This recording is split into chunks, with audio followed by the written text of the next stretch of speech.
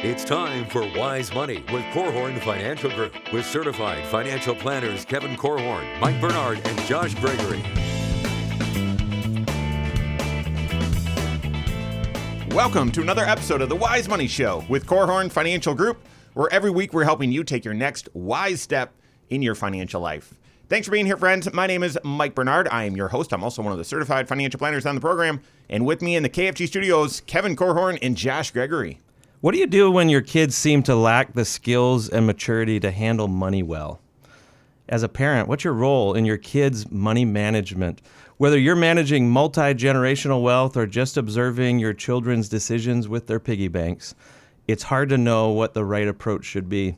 So today, we're going to wade into this sensitive topic on today's episode of The Wise Money Show. Yeah, I'm not there yet.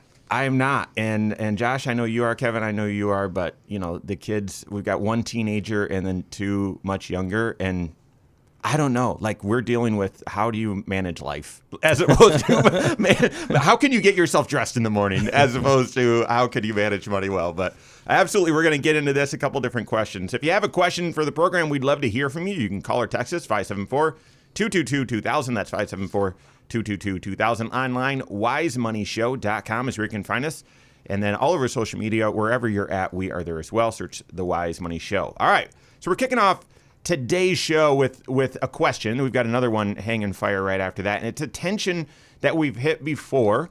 And this tension, guys, it's tough because you could do decades. You could have decades of great financial planning that is unwound because of some poor choices by the next generation, and some planning work that you've done, whether it's tax planning or investment planning or what have you, can be undone if the folks that inherit these dollars or the next generation, if they don't have the maturity and the character and the skill to handle money well. So here's a scenario, and I'm paraphrasing here, but husband passed away young, leaving a widow and then a teenage daughter. And the teenager is receiving Social Security. We're going to explain that in just a second, but squandering it based on what the mom said. The mom has said she's received over $15,000 as a high schooler and has blown all of it. The only thing to show for it is some bad habits. And the mom's very concerned and reached out and said, so what do I do? Mm-hmm. So before we get into that question, guys, this is news to some people. Wait a second, Social Security is paying money to a minor child? What's going on here? Yeah, it's good to understand what Social Security is. It's when you depending on where you look, it might say OASDI. You say, what in the world is that? So OA is old age, and that is really, I think that might be a little bit of a misnomer as I get closer. That is so stinking young. But at 62, you can start drawing a benefit. Unless you're a widow, and then you can draw a benefit at 60. So that's old age. That's the typical retirement benefit that we all think of when we think of Social Security. Yeah. S is for survivor. Mm-hmm. So if I'm a survivor, I would get a. That's good. That was good. Keep going. I'm sorry. Keep going. I would get a benefit, and especially as a child. So I would get a monthly benefit until I turn 18 or 19, depending on the situation. So that's based on my deceased parents' the earning record. Yeah. So here's the deal. In order to be eligible, you have to have the parent needs to be eligible for Social Security, and most of us sort of overlook that. But maybe it's not something to overlook, especially if you're thinking of this as a survivor benefit. And one of the unique things as well is that if I am a grandparent raising my grandchild and I'm on Social Security, I get a benefit for my dependent child. Yeah. Mm-hmm. Yeah. Yep. So this survivor benefit, it's an important one. We often on this show, we're talking about more of the retirement benefits that Kevin was just mentioning, and your decision on when do you draw that and how do you structure it and everything. It's one of the biggest financial decisions that you have to make. As far as survivor benefits, there's no decision. There's been a tragedy, a parent has been lost, and now the question is, Had they paid into the system long enough and qualify for this benefit? And if so, how old are the kids that are still in the household? And if you lost your spouse yesterday, God forbid, but if you did, then there are some benefits potentially that you would need to be looking into if you're raising young children at home. And they define young children as if they're under age 16 and your spouse who passed away was paid into Social Security, then you could be receiving a benefit to help care for them. And it'll be a percentage of what your deceased spouse's total benefit or retirement benefits would have been. But then the kids also can qualify. And it's actually, they'll qualify for an amount longer than what you will even. It's up until age 18.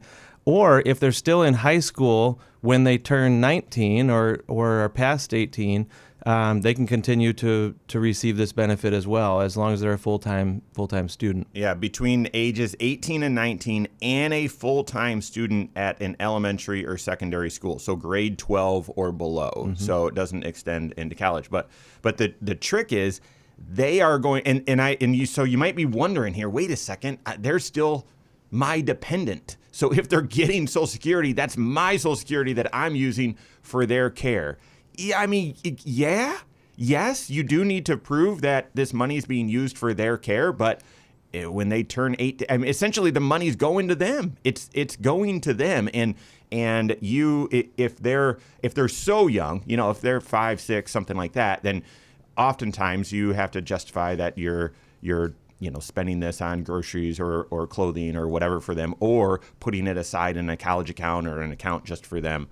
But I think in this scenario, child is, 17 or around there and is essentially making their own money decisions with the Social Security. And I get it. I mean, you go from married and then experience a tragedy, and now you're trying to figure things out through an emotional, such an emotional time. Exactly how you manage this, I don't know. Yeah, for you guys, what has been your observation with clients who have been receiving this for their kids, or their kids have been receiving it along the way? I personally have never seen a kid actually receive the money. It has often gone into the family coffers, and it's helping to raise that child. It's not like it's just free money for them to take to the mall or to buy a car necessarily. I would say that's true, and this isn't a very common scenario, but I've actually had experience with 2 of them. Mm-hmm. One where they said, the parent didn't need the money and was setting it aside in the kid's bank account. Mm-hmm. And so and that's fine. But then the other, I have had a scenario just like this, where the parent was choosing to have this money be basically the allowance to the child. And in that scenario, it was about $1,000 or maybe $800 a month. Mm-hmm. Yeah. And it sounds like this one's, more than that, totaling $15,000 over. So that's a year. A whale of allowance, unless the child is paying for everything that they're doing. And buying their own clothes. I think that's the concern here, which we can get into. I mean, that's the concern by this parent. I mean, how in the world, after over a year, do you not have any of this money to show for it? Except a bunch of bad habits, like I mentioned. So it sort of speaks a little bit to some of just the character traits. Before we get to the decisions, the financial decisions come out of somewhere. It comes out of your thinking and some of your character. So what are some of the character traits that you need in order to be a good steward and make great money decisions? Well, first of all, you need a basic set of skills. So you need skills and character. Mm-hmm. And if you said to me, hey, here's the deal. I've got a child who's lost a parent, and we're going to give them a meaningful chunk of unearned money every month, I would look in the dictionary under disaster. Yeah. Because that formula is how could it go well? It doesn't seem like it could. And we are not here to judge anyone or anything, and we don't know the situation. But if you told me that's the fact pattern, I would be very concerned, because most adults can't handle that, let alone having a child who's going to be likely grieving and struggling with things. And you can use money to to achieve all kinds of things Yeah. that you shouldn't. You inject money into a grieving situation, a high emotion situation, and the decision making, it doesn't get better in that situation, right? It can only start out at whatever level it was and just go down from there, unfortunately. Okay, so how do you handle this situation? What do you do if you've got a child that is maybe mishandling their finances? How do you step in? What should you do? We've got that and more coming up on the Wise Money Show with Korhorn Financial Group. Hello, YouTube. Thanks for being here. This is the Wise Money Show. What you're watching right now is our weekly 1-hour talk show that airs right here on this channel, 10 a.m. Eastern Time every Saturday morning. Also on podcast, by the way. Also on a couple local radio stations, which is why the content is 45 minutes long and structured like a talk show where we discuss at length. So, but if you're looking for financial concepts and more direct, applying it directly to your financial life, make sure you hit that subscribe button because we've got next wise step videos that air all throughout the work week, 10 minutes long, 8 minutes long, 12 minutes long, taking one financial concept, helping you apply it to the 6 areas of your financial life. So hit that subscribe button, turn on notifications. If you like the content, and leave questions and comments below as well. We appreciate it. My computer is getting a forced restart in 12 minutes. Perfect timing. You can take mine. So, Yeah. that's all right. We'll get through this next segment, and then I might borrow yours or borrow. Well, but I can't get to the outline on yours. I can get there. No, you can't. It's in a hidden Hey, link. I know how. Oh, okay, cool. I've got the outline. All right. Let's get into next segment. So We didn't hit DI. that's all right. Yeah, that's That's not all the right. point of the show. It's a little frustrating. Yeah. Because So we'll go back to our buddy Rob. You're not going to be able to say everything. That's right.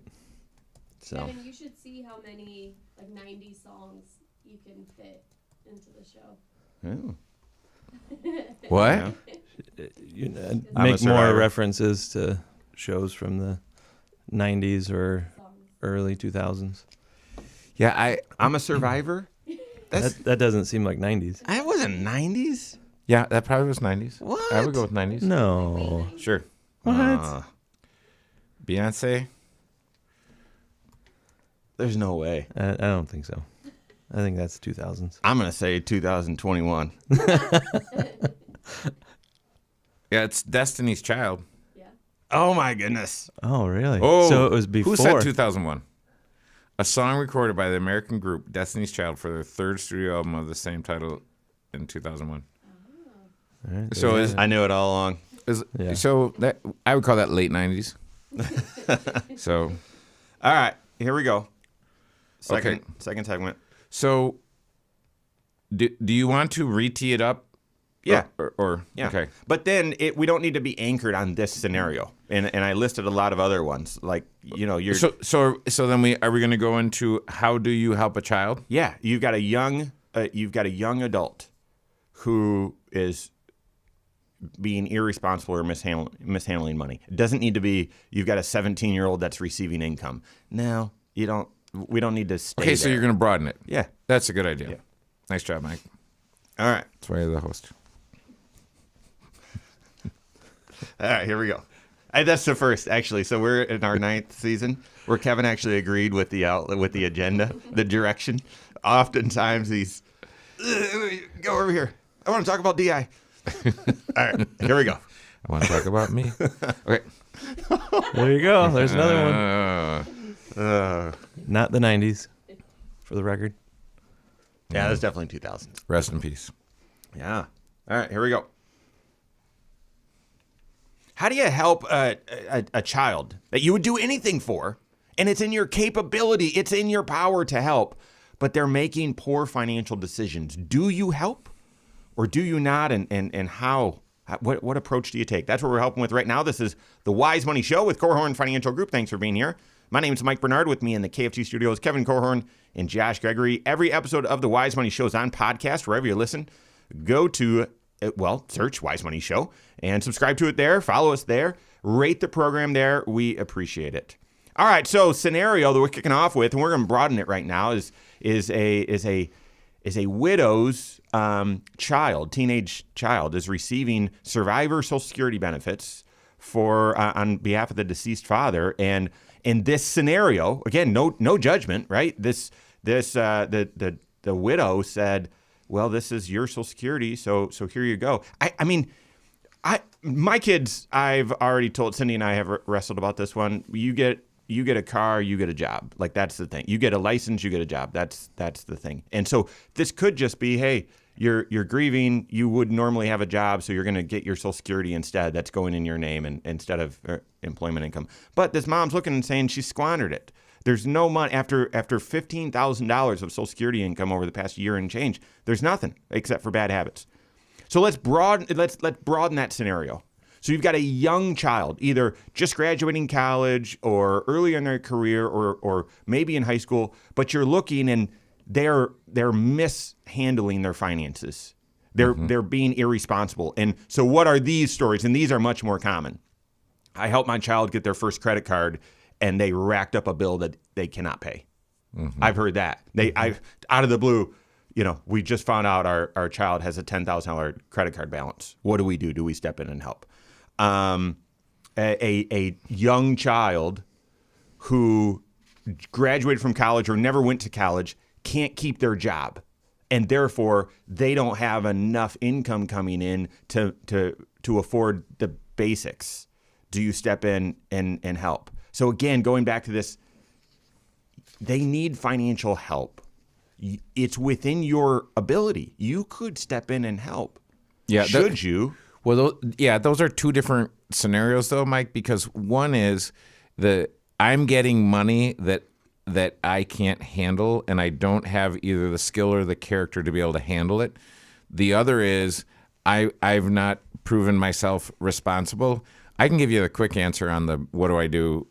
I just found out my child has a $10,000 credit card, and I've seen that a number of times, and I've encouraged folks, do not step in. Because as soon as you stepped in, you've taken care of the symptom. I would encourage you to find the problem. What's the root cause of this, and what's happening, and how would you solve that? Yeah, and that, so you had asked the question also, what are the character traits that someone needs to have as a child or as a young adult in order to be able to be ready to manage money, whether that's earned or not earned. And to me, one of the character traits or one of the life lessons, the pieces of wisdom that you have to gain with time is this ability to connect cause and effect. The income coming in, and then what's the outcome in your financial life? What are consequences? And understanding that, if I'm racking up that credit card debt, or if I'm spending money as fast as it's coming in, what are the consequences of this? And kids just haven't lived long enough to be able to look backwards and say, oh yeah, I can see the connection between the decisions I made these years earlier to now where I'm at right now. And to me, that's one of the things that's hard to teach. And if you miss an opportunity to let a kid see a direct consequence to their decisions or their habits, then you're extending even longer how long it's going to take for them to be able to learn from their own lessons. Yeah. Right? I mean, the challenge is it very possible you have a very clean financial house, and you look at that credit card that is charging, 18% probably, or in the 20s, and saying, I would never let that happen.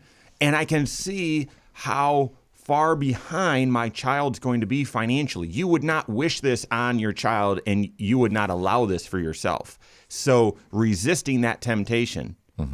Yeah, to deal with help. the consequences of the path that they're on, instead of let them deal with the pain of the path they're on and then self-correct. Right? Because you're right, Mike. You're looking at your accounts, your bank accounts, and you say, well, my child's paying 20+% interest on this $10,000. I've got $10,000 sitting there not paying me anything close to that. It'd be a much better deal to do this, but I've seen it happen both ways, and almost to a person, the parent that relieves the suffering immediately with an injection of their own cash, that it goes back. It's just like the situation where someone has a bunch of I'm going to call it unhealthy debt, and they have equity in their house. They take the equity out of their house, get rid of all the debt, and have a clean start. And before you know it, they've racked up the debt again because they haven't haven't solved the problem. So part of this is helping a child understand the idea of delayed gratification and the concepts of self-discipline and self-control and what is money for. Money is very confusing, especially money that just shows up. It'd be much easier if this child was working and there was an exchange of value for that work, because then they could say, okay, if I'm going to get this Big Mac value meal for $17 or $18, whatever it is, how many hours? I used to calculate that when I was younger. I would think, okay, I know what I want. How many minutes or hours am I working to get that thing? I know, I did that same math as well. I actually want to go there, Kevin, but before we get to that spot, because a young adult could be working, earning money, and still be irresponsible with it. That's right. But I want to, before we go there, and it's obviously connected, how? Then, like, tangibly, how? So you guys have said, make them fight their way through, battle their way through this, the consequence. But how? How, as a parent, then, if you're not supposed to step in and help by paying off the debt or giving them money, how do you actually help? Well, in a case of someone who's built up a debt, you can step in and help them build the plan on getting back out. But they need to be the one who does the heavy lifting, who, takes the extra hours at work to earn just a little bit more and get their own little debt snowball going.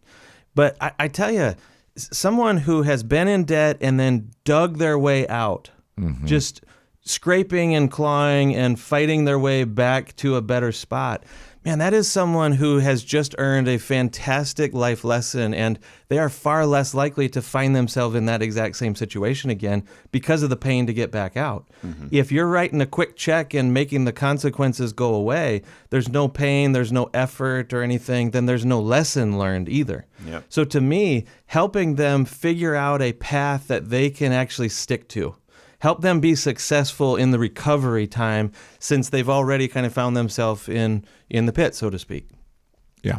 I think that ability to work through a problem builds confidence, and that confidence lets someone keep their credit card in their pocket when they go into the gas station or when they go into, I don't know where you go and spend money that is Amazon. Yeah, it's all Right, it's online online. these days. Online. You go into Amazon. I think the same concept can exist, though, in this listener's question about, hey, $15,000 of Social Security benefits later, and I've got nothing to show for it.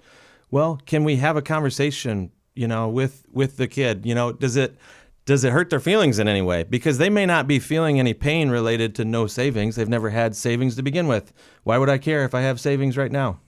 Maybe having a conversation with them about, well, what is that money doing for them? And is it worth it? How much influence are their peers having on what money gets spent? Is this money that's trying to buy a reputation or buy some love and affection or attention from other people? The money's or kind of fill the pain. Sure. That's left. Yeah. Or right? numb yourself to the pain. Yeah. Right. So to me, getting to the root of the issue is ultimately what matters, because if the money's trying to achieve something that money can never achieve, then helping that child work through the emotions and processing through the grief and everything may be the most important investment you could make, not trying to take over the finances from them. All right, we're going to break down a couple of tools that you can help your child with, or at least point them in the right direction, working with the CFP. But then we're going to flip it, this same concept on its end. What if you've got an older adult that is also displaying poor financial character? How do you help with that? We've got that and more coming up on the Wise Money Show with Korhorn Financial Group. Yeah, and the thing that's not real fun. I was trying to bait you to 3 bank account system, debt snowball, like that sort of some of the habit stuff, like the foundational. So we'll pick that back up. I would have thrown that under the skill category as opposed to character, but Yeah, I is guess that where you were wanting I was to go, though? yeah, because we've Yeah, said I'm still back on DI. So I think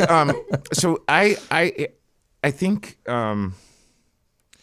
the thing that I think about, and this is why it's not fun to be a planner, I think, okay, think about this scenario. Mom's looking at child spending all the money. So child is getting all the money, and I can see a scenario where mom says, well, this money is coming in to be used for their benefit. I'm giving them the money. Yeah. And then the child takes it and is maybe not fully responsible with that money. But if look at the track record, this child's been doing this for a year now. Imagine if something happened to mom. Yeah. And child gets everything, how quickly everything would be gone. So this is where I would encourage mom to turbocharge the skills to understand the internal finance piece, but then get going on these skills yesterday. Go to a Dave Ramsey class. Yeah. Get a coach involved, that sort of thing. Oh, that should be good on the show. We're going to do it right now. Okay. As There we Mike go. would say. Third segment. Sure. And I do have the outline up if you need it. Okay. If your computer dies. It's going right now. And I never saved the other stuff that we were working on, so that's great news. All right, It'll here we be go. saved.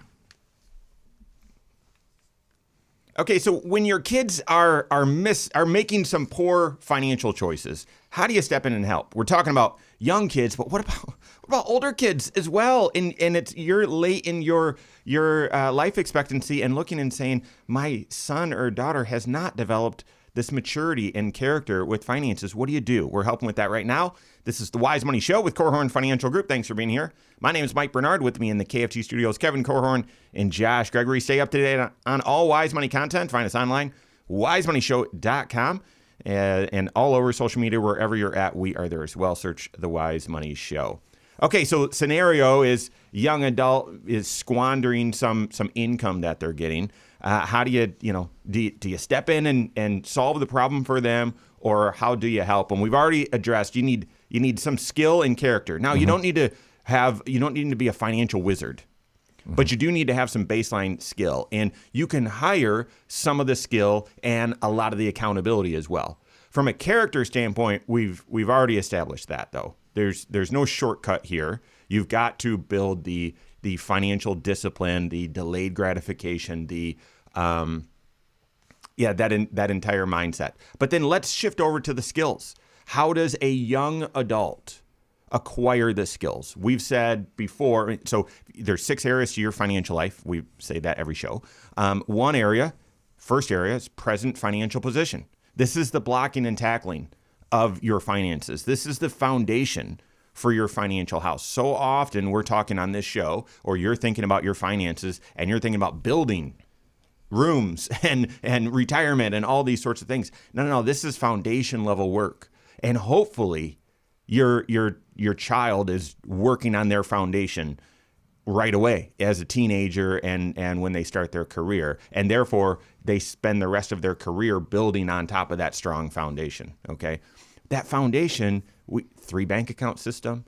If there already is some debt, work on a debt snowball. And so having the emergency fund, having the budget, that stuff takes practice, takes a lot of time. Yeah, and you also have to have some wins along the way. Like you have to have a history or a track record of saving up for a purchase or paying down that debt so that you don't go back into debt in the future. Little wins along the way start to rack up, and it gives confidence to someone, and it builds habits ultimately. Yeah. And so that's the power of things like the 3 bank account system. It's you anticipating what could be coming down the road, not just living right now. I got some cash in my hand so I can spend. No, what are the expenses, the needs that are coming, and I have to think ahead on those things. Yeah. That's an adult skill. Right? Kids have a hard time with that one unless you kind of force them to have to think ahead. Oh, Josh, lots of adults have a hard time with that one too. Well, I want to go there, but let's hit 3 skills or three options. Okay.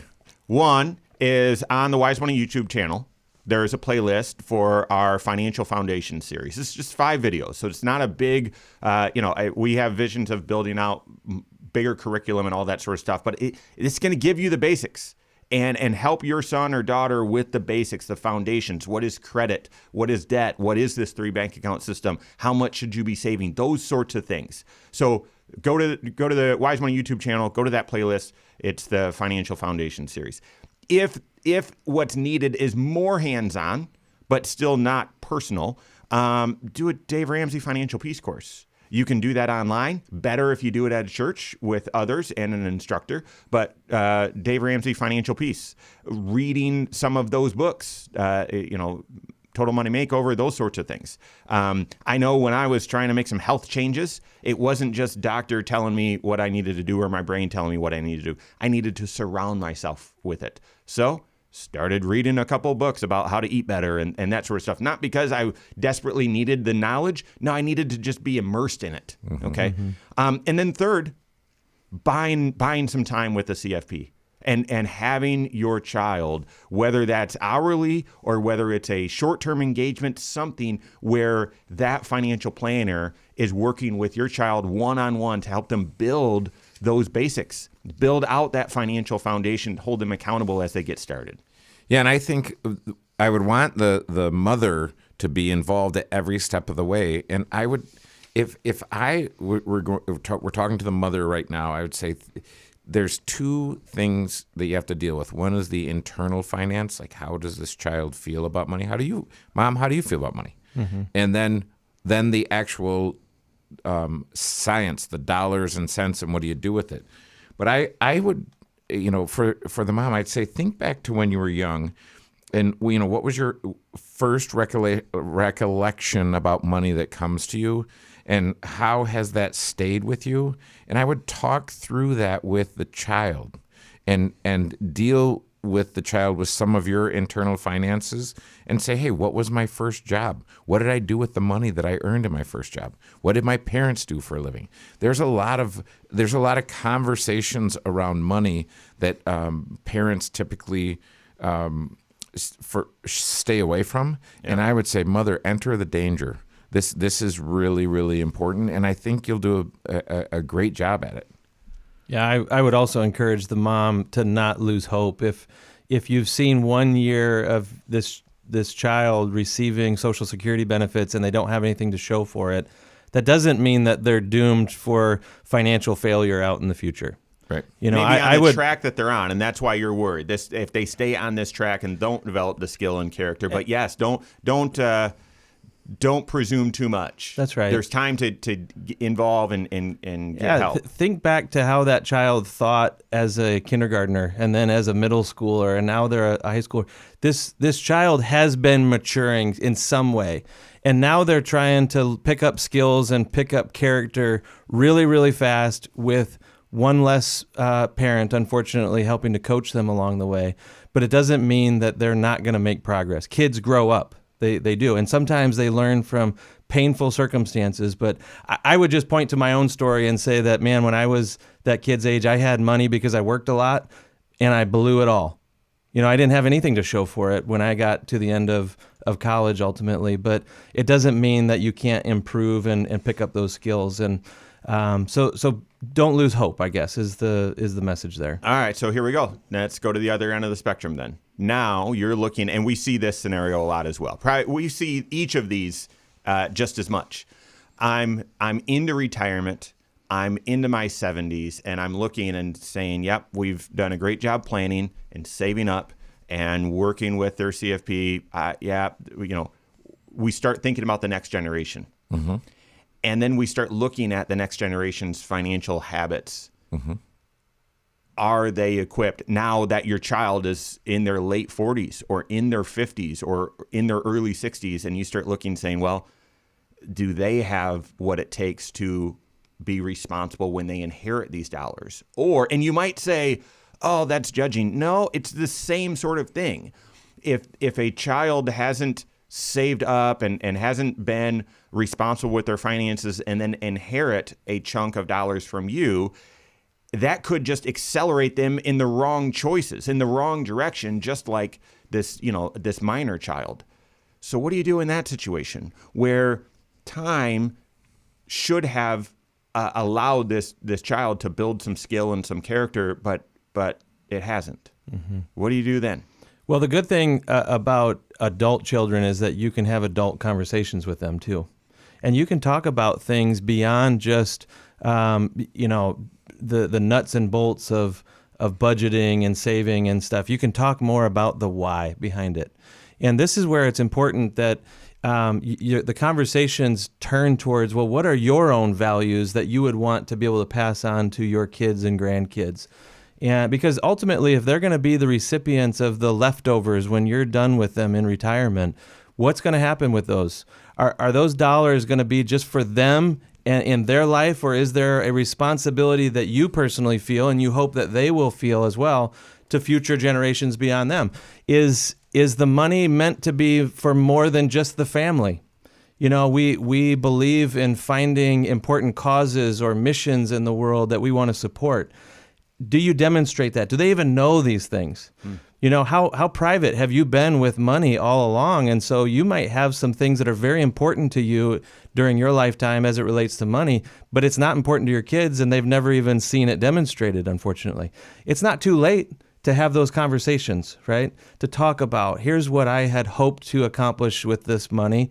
I'm not going to hold this money forever. It's going to come to you, and I hope that you have something important that you would want to do with the money as well. Pass on your values before the money gets passed on. Yeah, it brings me back to, when do you start talking to your kids about your finances, right? It is so private. When do you start talking about that? And then, how else could you help them in that sort of adult conversation? So we got more coming up here on the Wise Money Show with Korhorn Financial Group.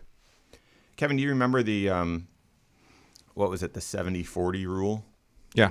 Yeah, so let's talk about that. I wish we didn't have a break there, because I wanted to keep that momentum going. All right, so for a segment, I want to pick this back up, and then at some point we'll transition into this question.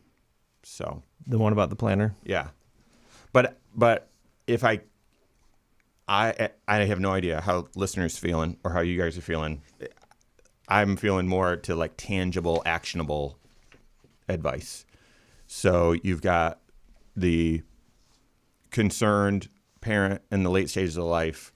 Okay, and you've got the younger, yes. or you've got the middle-aged, or should have already learned the life lessons but hasn't. Like, Well, what do you do? Because the complicating factor is potentially the in-law. You're not dealing with your child anymore. Mm-hmm. And you say, hey, Joshua was talking about how it's great that you're dealing with adults, because then you can have adult conversations, and it's readily apparent that he does not have adult children yet. I actually thought that was really well said. And if you have this twinge of, they're not capable of having adult conversations even though they're an adult, well, then it's more, start practicing. it's more than just money then that you've got to address. So, all right, here we go. Fourth segment.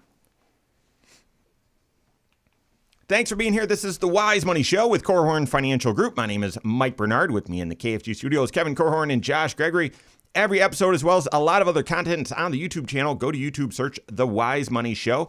Not only is this talk show and every single one recorded right there, but lots of other videos helping you take your next wise step in your financial life. So make sure you go to YouTube, search The Wise Money Show, subscribe to it there, turn on notifications so you're made aware every time we drop new content. And if you like the content, like the content.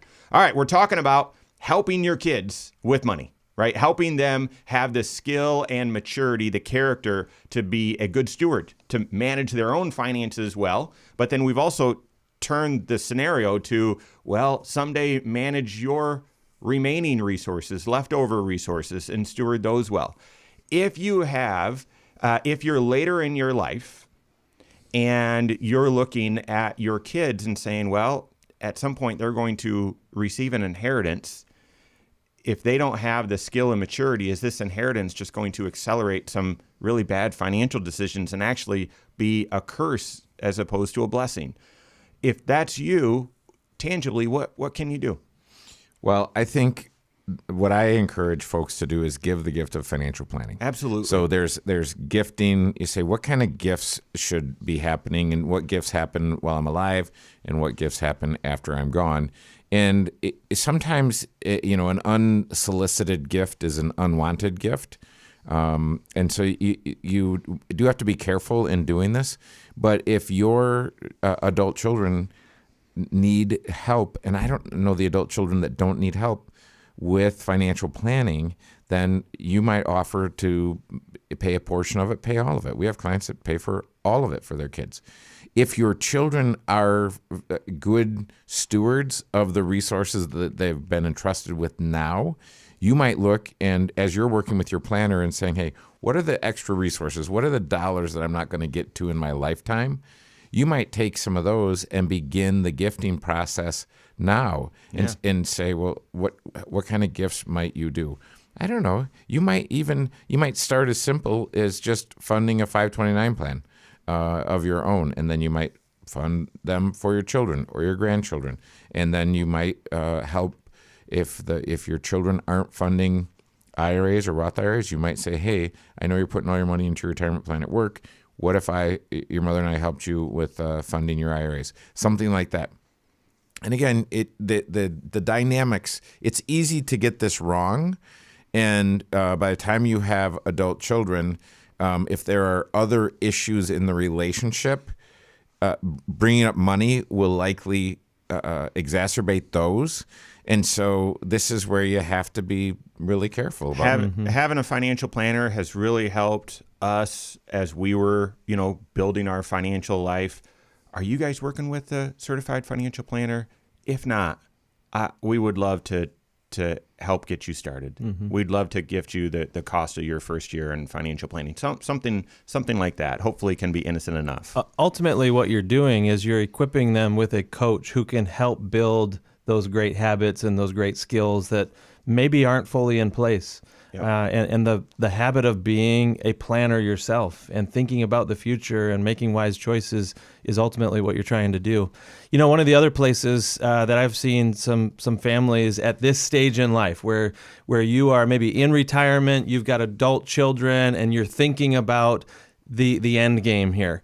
What does life look like when I'm done with this cash and there's leftovers that go to the family or to other places? How do I communicate that clearly? And more of our clients, as they get to this stage in life, are calling together family meetings. And it's often for the purpose of explaining their own estate plan. Maybe they just spent time with their certified financial planner and the estate planning attorney, and they've got their wishes laid out in black and white. It's no longer theoretical. It's now in place. And you have to convey that at some point to the kids. They need to start to understand what your values were and what you're putting in place as far as plans after they're gone. This is especially important if there's going to be anything unequal with the distribution of your estate. And why would that happen? Maybe one child is disabled and maybe they're going to need more resources to be able to care for them. After you're gone, maybe one child is going to receive money outright and their sibling needs to have it in a trust so that they don't just blow through the money. There need to be some constraints in place. Man, you've got to be the one who explains that during your lifetime, because we've just seen the aftermath sometimes of an estate plan that gets put in place but then not communicated. And anytime there's question marks in place that your own kids have to interpret or decipher after you're gone without being able to have a conversation and say, well, why did you do this? Yeah. Man, that leaves a lot of opportunity for hurt. And if that hurt then gets turned to their siblings and now it becomes a source of conflict in those relationships, I don't know of a single parent who thinks to themselves, I want to put some things in place that after I'm gone, my kids have a rift in the relationship and they're not talking after a while. No one intentionally does that, right? So be proactive is the point here. And begin explaining, here's what we put in place and here's the why behind it. This is what we value. This is what we're trying to intend. This is why not all the money is going to you. Some of it is going to these other causes or these charities or whatever. It's because we value this, and I hope that you will find something that you'll stand behind. It's maybe your last opportunity. While it's still just theoretical, it's still this future event that's happening, and you're there to explain it. Your estate plan is one of those things that shouldn't be a mystery to your kids. And so going back to something you shared before, Kevin, the 70-40 rule, do that Yeah. by the time you're in your 70s. Yeah, by the time you hit your 70s and your youngest child hits their 40s, then I would divulge everything that the children are capable of receiving. Because really, if as a parent, I think if I could pass on anything to my kids, it would be the values and the things that I care about. So you got to have a strategy for doing that, but then you also have to have a strategy for what happens if we live happily ever after and spend the next 30 years on this earth, and what happens if we're gone tomorrow. And a lot of times that's what gets parents thinking about financial planning, because you say, okay, you've got 10 million, 15, 20 million here. You're both gone tomorrow. Are your 3 children able to receive $5 million apiece? Right. And sometimes folks are like, yeah, they're ready. And that's awesome. That's what you want to hear. And sometimes you say, well, 2 of them are, but if one of them received that, it would wreck everything.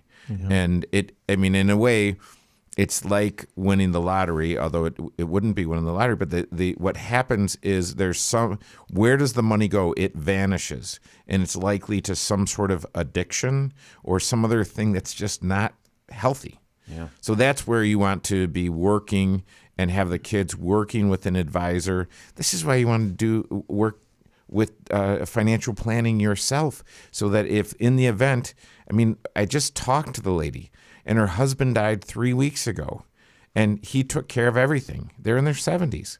She doesn't know what to do, and she needs someone to step in and help. I'm thankful that she came to us, but it would have been, hindsight's 2020. It would have been easier if we'd been working with them a few years ago. Yeah. Because now we would just be on the rails to run on, and we just keep going. Isn't that the message? It's probably the message we should work into every single show, and that's the importance of having a financial plan in place. Obviously, in this scenario where you're a grieving spouse, man, it's better to be continuing on or adjusting a plan that you already established with your spouse instead of picking up for the very first time and you getting involved in the finances. Same thing with these kids that we're talking about. Whether it's a high school kid who is receiving Social Security benefits like we started the show with, or an adult child who's going to someday inherit money from you, but they don't really have the skills or the character to manage it well yet. Well, what's the answer? It's getting into a relationship with a coach who has their best interest at heart, just like you do, but who can have a voice in their life and teach them what they haven't learned yet, help them think about the future where they're really more focused on the here and now. That's the purpose of financial planning, to help them build a better future. And that's what you want for them as a parent, right? Yep. So if you don't have that, or if your kids don't have that, I would encourage you and them to get that relationship started with your own certified financial planner. Yep, absolutely. Couldn't have said it better myself, Josh. Absolutely. All right, that's all the time we have for today. On behalf of Josh Gregory, Kevin Korhorn, all of us at Korhorn Financial Group, have a great weekend. We'll see you next Saturday for the Wise Money Show with Korhorn Financial Group. Securities offered through Silver Oak Securities, member FINRA/SIPC. Advisory services offered through KFG Wealth Management, LLC. Doing business as Korhorn Financial Group. KFG Wealth Management, LLC and Silver Oak Securities Incorporated companies are unaffiliated.